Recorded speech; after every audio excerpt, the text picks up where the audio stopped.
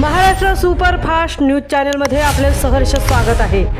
का सत्याची थार लेखणीची महाराष्ट्रातील ताज्या आणि वेगवान बातम्या पाहण्यासाठी आपल्या हक्काचे चॅनल शेअर करा, लाईक करा आणि सबस्क्राईब करा। धन्यवाद। डॉक्टर बाबासाहेब आंबेडकरांना अभिवादन करत द्रोणागिरीत मेश्राम कुटुंबात मेहंदी सोहळा उत्साहात। स्नेहभोजनाच्या आस्वादानंतर डीजेच्या तालावर मेश्राम कुटुंब आणि मैत्रिणींनी धरला ठेका।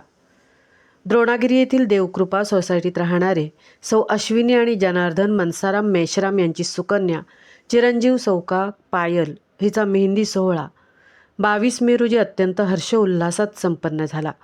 येत्या 24 मे रोजी विवाहबंधनात अडकणाऱ्या पायलच्या आयुष्यातील हा क्षण अत्यंत महत्त्वाचा ठरला, कारण या मेहंदीच्या विधीसोबतच आजपासून तिच्या सासरी जाण्याच्या म्हणजेच पाठवणीच्या प्रवासाची सुरुवात झाली आहे। सोहळ्याची सुरुवात अत्यंत आदर्श पद्धतीने झाली। महामानव भारतरत्न डॉक्टर बाबासाहेब आंबेडकर यांच्या पवित्र प्रतिमेचे पूजन करून त्यांच्यासमोर अत्यंत आदरपूर्वक त्रिसरण आणि पंचशील गाण्यात आले। तथागतांचे आशीर्वाद आणि गौतम बुद्ध भीम विचारांच्या जयघोषात वधू पायल मेहंदीच्या विधीसाठी तयार झाली। भारतीय संस्कृतीत आणि विवाहाच्या विधीमध्ये मेहंदीला अत्यंत पवित्र आणि महत्त्वाचे स्थान आहे। हातावर चढणारा मेहंदीचा गाढ रंग हा नववधूच्या आयुष्यातील नव्या प्रवासाचे, समृद्धीचे आणि पतीच्या अथांग प्रेमाचे प्रतीक मानला जातो। लग्नघरात मेहंदी लागणे म्हणजेच मुलीची आईवडिलांच्या घरातून सासरी पाठवणी होण्याची सुरुवात असते। आपल्या लाडक्या लेकीच्या हातावर विवाहाची पहिली मेहंदी सजताना पाहून आईवडिलांसह संपूर्ण मेश्राम कुटुंबाचे मन भरून आले होते।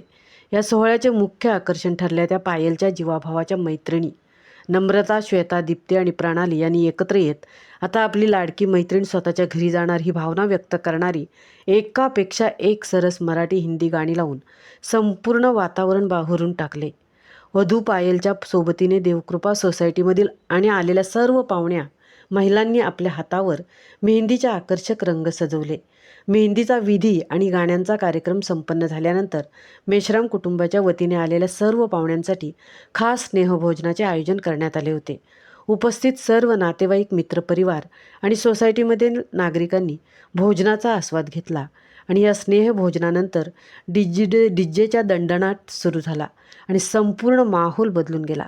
वधू पायल आणि तिच्या मैत्रिणी, मेश्राम कुटुंबीय आणि उपस्थित सर्वच पाहुण्यांनी डीजेचा ठेका धरला। उपस्थितांनी पायलला तिच्या भावी वैवाहिक आयुष्यासाठी भरभरून शुभेच्छा दिल्या। महाराष्ट्र सुपरफास्टसाठी तृप्ती भोईर, द्रोणागिरी, उरण।